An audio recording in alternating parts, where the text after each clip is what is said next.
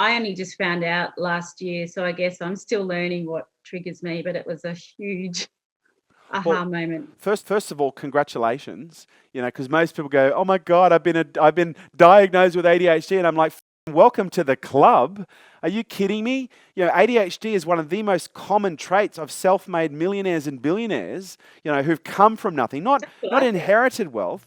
And this is what I'm talking about. ADHD. It's a fucking upgrade.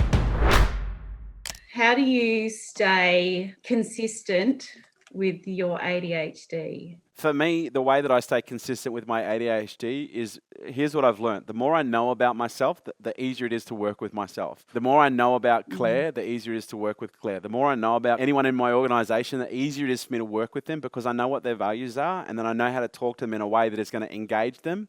And I know how to direct them in a way that is going to motivate them and inspire them to want to do the things that I'm going to ask them to do. The more I know Mm. about them and the more I know about their values, all I have to do is create an alignment then between what it is that needs to be done, okay, and what their values are. And all I need to do is connect the dots so that they can see that there's a connection between whatever the directive is or the challenge is and what's already important to them.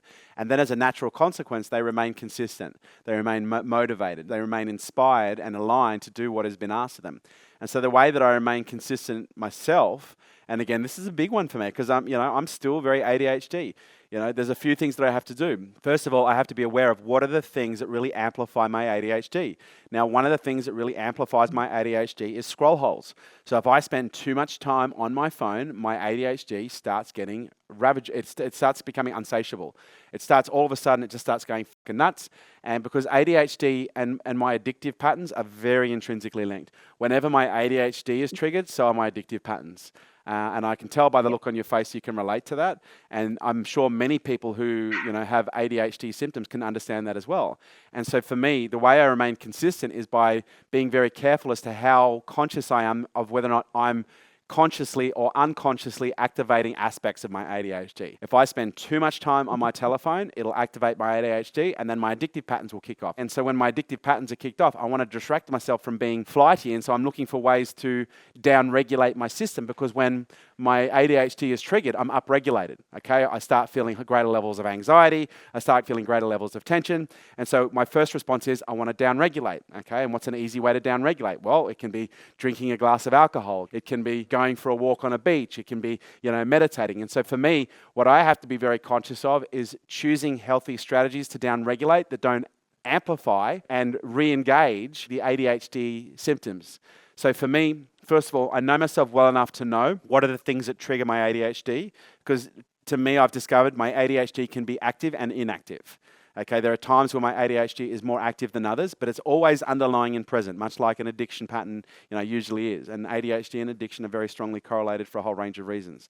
The second thing that I do is I do whatever I can to maintain a regulated system. So that's one of the reasons I meditate every single morning, because if I'm not meditating every single morning, I find my system stays upregulated a lot more, and I find myself engaged with my parasympathetic nervous system is far more activated. I want to down-regulate my sympathetic nervous system. I want to stay calm, and so meditation is a great way for me to do that.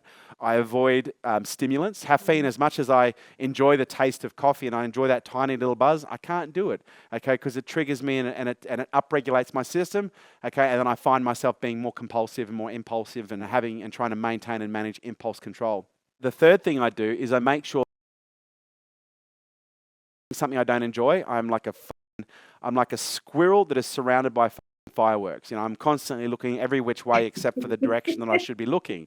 And by your laughter, I'm sure you can and many other people can probably relate to that. And so for me, there are certain things that I'm good at and there's certain things that I shouldn't be doing. I'm being very mindful to be focusing on the things that I'm really good at, because when I'm focusing on the things that I'm good at, it's a value.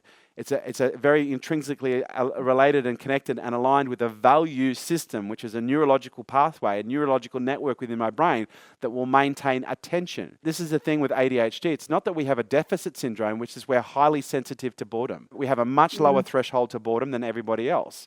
And most people can stand there and tolerate things that for the most part can be very boring. I can't tolerate small talk. I can't tolerate doing activities that bore me. Because why? Because my brain starts looking around the room for something more interesting that will capture my attention, and then I'll fucking do that. And I'll be like, yep. And I will be more interested in the thing. It seems obvious, right? I'm more interested in the things that I'm interested in than the things that I'm not. Okay, and the things that I'm not interested in will, in most cases, trigger boredom, which will trigger, depending on how active my ADHD is at the time, a impulse control issue response. And don't get me wrong, I have developed an enormous amount of discipline over the years to be able to focus myself as a squirrel, regardless of how many fireworks are going off around me, but it consumes enormous amounts of energy. And this is one of the things that I've learned, as someone who is prone to ADHD, yes, I can focus on things that I'm not interested in. However, I will consume 8 to 10 times more energy doing that than I will by focusing on something that I'm genuinely interested in, because I have to force myself to pay attention. Most people don't have to do that. And when you have to force yourself to pay attention, that takes energy, that takes discipline, that takes practice.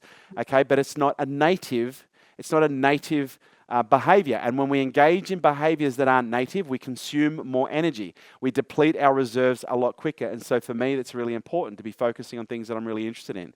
Now, whether you've got ADHD or not, these rules apply to everybody. If you do have ADHD, these rules apply more. But if you don't have ADHD, the rules still apply.